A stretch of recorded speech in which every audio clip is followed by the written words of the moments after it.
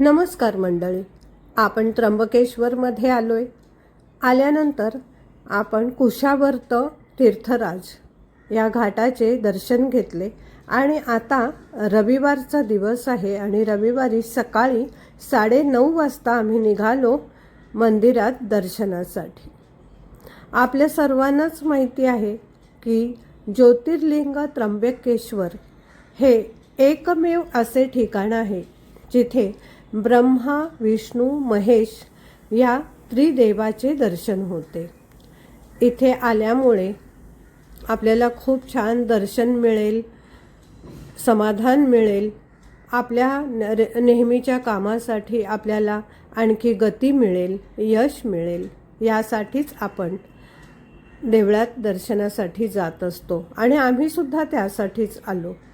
तर तुम्हाला मी आज ह्या अख्ख्या व्हिडिओमध्ये दाखवणार आहे की दर्शन घेणं किती दुर्लभ आहे, कारण ह्या ठिकाणाची, या मंदिराची, ह्या गावाची इतकी महती आहे आणि ती सर्वांनाच माहिती आहे, त्यामुळे सर्वच जण येतात। तर जेव्हा आम्ही राहण्याचे ठिकाण आमचं अगदी नाक्यावरच मयूर इनमध्ये राहत होतो आणि तिथपासून चालत आलो खास तुम्हाला दाखवण्यासाठी। तर ह्या ठिकाणी आल्यानंतर कळलं की गेटच्या बाहेरपासूनच रांगा लागलेल्या आहेत आणि त्या रांगा आहेत देणगी देणाऱ्यांच्या। या ज्या रांगा दिसत आहेत तुम्हाला, ह्या 200 रुपये देणगी घेऊन ह्या रांगा लागलेल्या आहेत आणि त्यांचं असं म्हणणं आहे की जर देणगी देऊन आपण रांग लावली तर 3 ते 4 तास लागतात दर्शन होण्यासाठी, म्हणून लोक देणगी देऊन इथे रांगा लावलेल्या आहेत। आणि ती रांग किती मोठी आहे ती बघा, अगदी सुरुवातीपासून दाखवत तुम्हाला इथपर्यंत दाखवलं। खूप मोठी, भली मोठी रांग होती देणगी देणाऱ्यांची।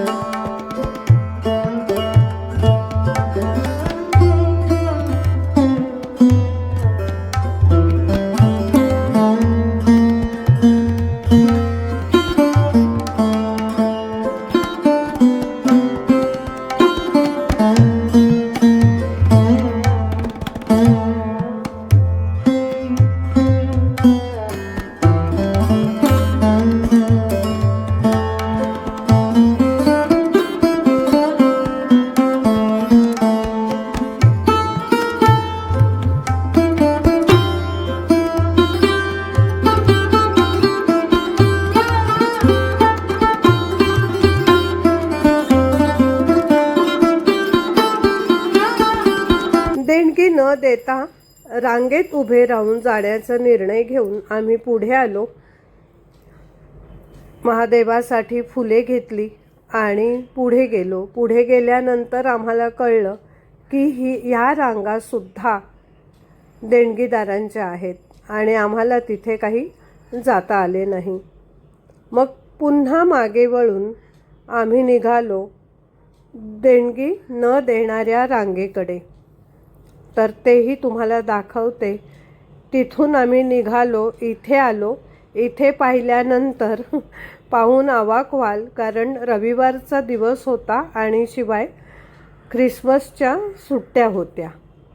तर या रांगा ह्या तरी अर्धवट रांगेपासून मी तुम्हाला मागेपर्यंत दाखवते। अगदी मोठ्याच मोठ्या रांगा होत्या।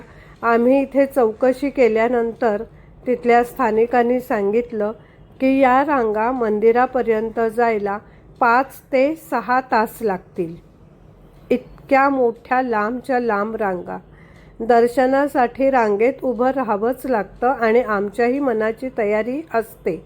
पण आईसोबत असल्यामुळे आम्ही इथे जास्त वेळ थांबू शकलो नाही कारण 5 ते 6 तास म्हणजे खूपच जास्त वेळ होतो. ह्या रांगा अगदी दूरपर्यंत आहेत.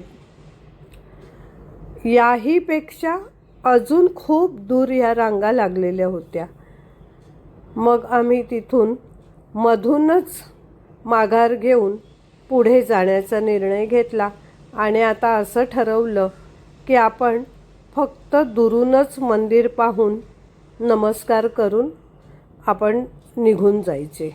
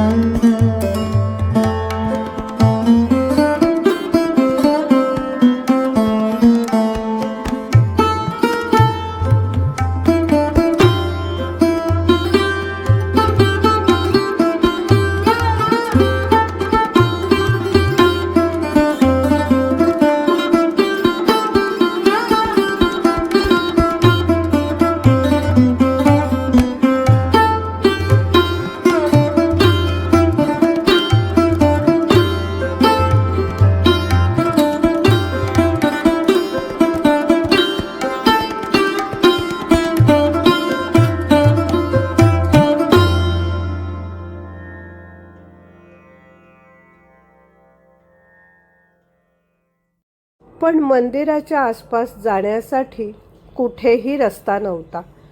सर्वत्र जर जायचं असेल तर मंदिरापर्यंत जाण्यासाठी फक्त रांगेनेच जावे लागते. अगदी जवळपास गेल्यानंतर तिथे पास आहे का असं विचारून तिथूनही आम्हाला पाठवून दिले.